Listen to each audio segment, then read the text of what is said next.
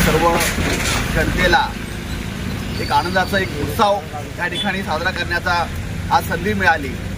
हे जनतेच्या आशीर्वादामुळेच आज या ठिकाणी देशातल्या लाखो लोकांनी, हजारो करोडो लोकांनी आज देशाच्या पंतप्रधानपदी आदरणीय नरेंद्र मोदी साहेबांना तिसऱ्यांदा पंतप्रधान म्हणून आज या ठिकाणी देशाचं नेतृत्व करण्याची संधी जनतेमुळे आज या ठिकाणी पुढेच एकदा देशाच्या उच्च पदावर आदरणीय नरेंद्र मोदी साहेबांनी पंतप्रधानांच्या शपथविधी झाली।